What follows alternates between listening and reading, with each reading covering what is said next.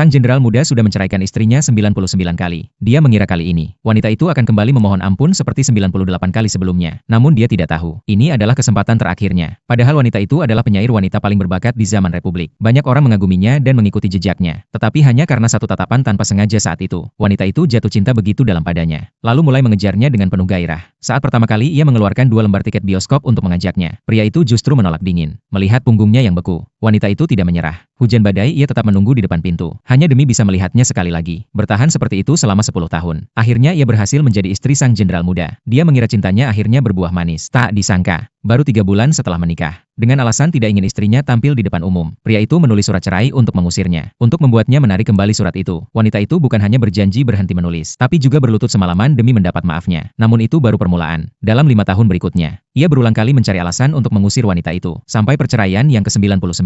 Alasannya kali ini, hanya karena saat ia sibuk, wanita itu bertanya apakah dia lapar atau tidak. Ternyata untuk mengusir seseorang, selalu bisa dicari alasan yang kelihatan masuk akal. Namun pria itu tak pernah mengira, bahwa ini adalah kesempatan terakhir yang diberi wanita itu. Saat melihat istrinya terjatuh, dia bukan hanya tidak turun dari mobil, bahkan memerintahkan ajudan agar jangan menolong. Ketika wanita itu siuman di rumah sakit, dokter memberitahu bahwa ia telah hamil hampir 2 bulan. Ia hanya bisa menghela napas. Anak ini datang di saat yang salah. Sepulang ke rumah, dia membuang semua hadiah dari suaminya, namun tanpa sengaja menemukan buku hariannya. Ternyata sejak awal, pria itu juga jatuh cinta padanya pada pandangan pertama. Hanya saja ketika ia memberikan tiket bioskop, dia sengaja menahan perasaannya lalu pergi, karena dia mulai menikmati dikejar oleh wanita yang mencintainya. Saat pertama kali menulis surat cerai, hatinya juga takut wanita itu benar-benar pergi. Tetapi ketika melihatnya berlutut memohon, dia merasa puas dan terhibur. Selama lebih dari 10 tahun, pria yang begitu dingin itu, sebenarnya juga menyukainya. Namun 99 kali perceraian, bagi wanita itu berarti 99 luka. Dirinya hanyalah mainan untuk kesenangan pria itu. Kali ini sepertinya pria itu akan kecewa. 5 hari lagi adalah hari ulang tahun pernikahan kelima mereka. Juga hari di mana wanita itu benar-benar siap pergi. Dia memutuskan tidak lagi terikat olehnya. Ingin kembali menjadi dirinya sendiri. Namun saat menelpon kantor berita, tanpa sengaja ia tahu satu-satunya peninggalan orang tuanya akan dilelang di balai lelang. Dengan penuh tekad ia pergi ke sana. Tak disangka, pria itu juga hadir,